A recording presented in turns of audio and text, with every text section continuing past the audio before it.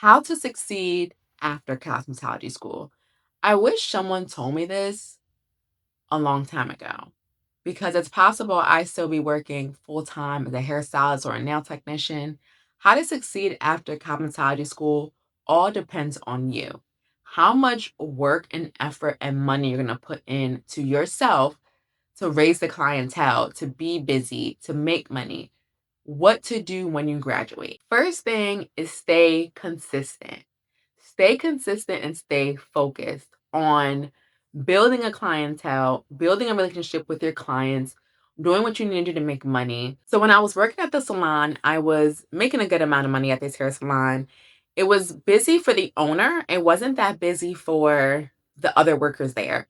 But she let us do touch-ups, she let us do washes, she finished the style. So I worked there in high school. So when I graduated, I realized I wasn't making any money and they weren't getting enough walk-ins for me to build the clientele. Everyone that was walking in was for the owner, and she just let us help out so we can at least make half of the commission. So when I left there, still left on good terms, I still referred people to her because that owner was amazing at color correction. Amazing at color correction. So anytime you had a problem, hair turned green, blue, purple, whatever, she knew what to do to correct it. So hands down, I still refer people to that salon that I worked at when I was 17 and I'm 32 now, and I still refer people there. So, but I only quit because I just wasn't making money. And it was like just going and sitting around. It was like flop. Like I didn't have a kid at that time. So when I moved on to another salon, it was like, okay, this is okay. It's doing well. I tried a few different things to be honest. And lastly, I ended up at a nail salon that I was there for almost 9 years. This nail salon was busy, constantly busy. So even though I didn't have a clientele in the beginning, I was making money off the walk-ins.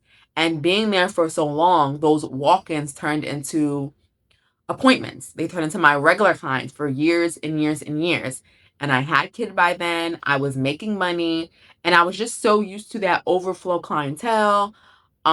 Even when I wasn't booked that day, the salon was just busy. Like I was just so used to that. So it was good. I was being consistent. I was learning new things. I ended up being a manager there, learned a different thing about management. So it was just a great opportunity for me. Got really lucky working there and building the clientele and the relationships that I did.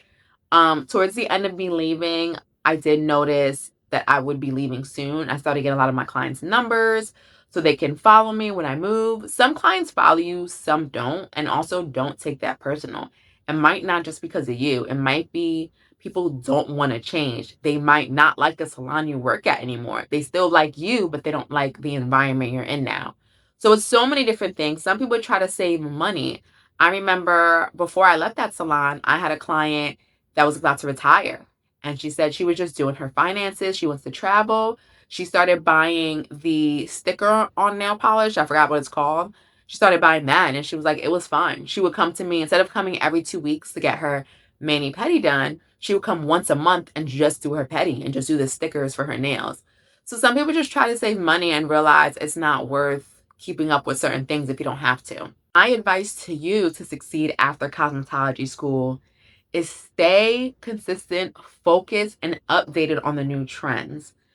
There are trends that you might not like. They're personally, you don't like them.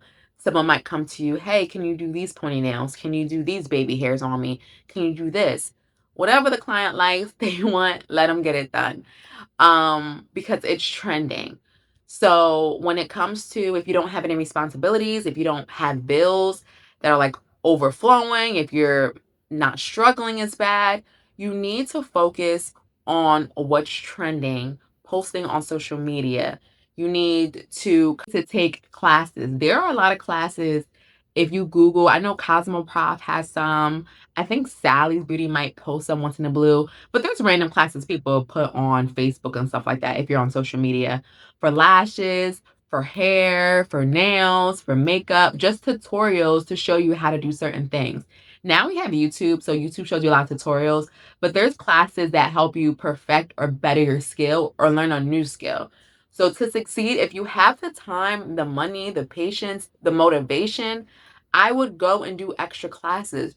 Do classes, especially if you're not working or on your day off. do those classes because they're only going to make you better. And when someone asks for that, you can provide those services. So that's something I wish someone told me before, but also I was focused more on money versus building and spending more money to learn a new skill. And I might not get the clientele. It's another thing. You might take a class for lashes, for example, and like, okay, I do lashes now, but you only took the class. You didn't get the experience.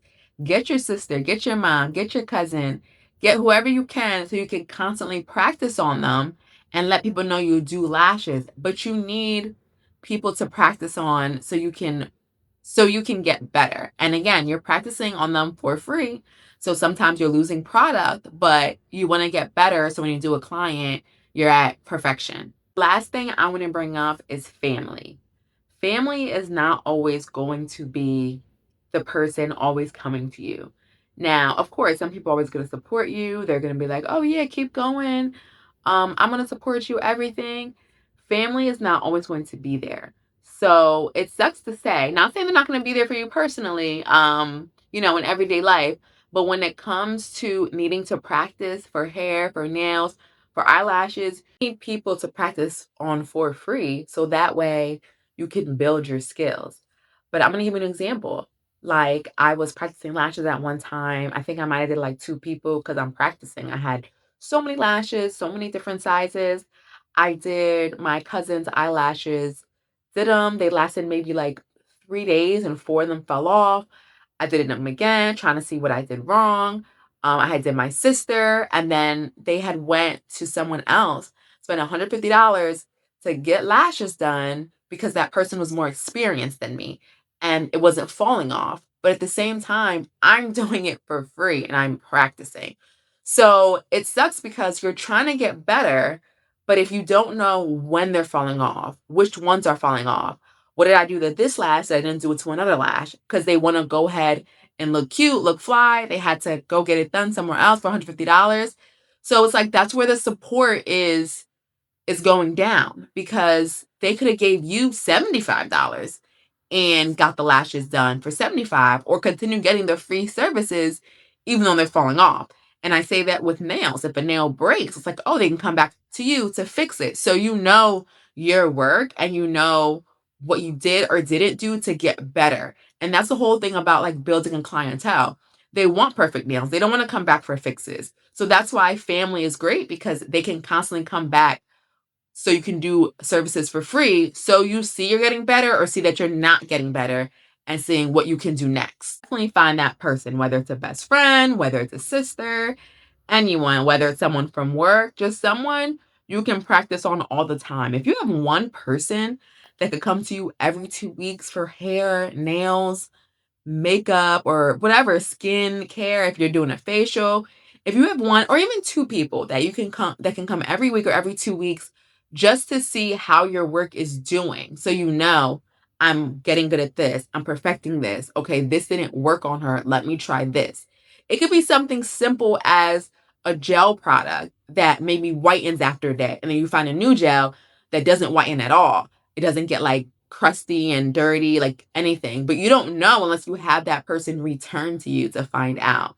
So that's my advice when it comes to succeeding. Thank you so much for watching this 3-part series with me. If you have any questions or concerns, don't forget to leave a comment below, like, and subscribe.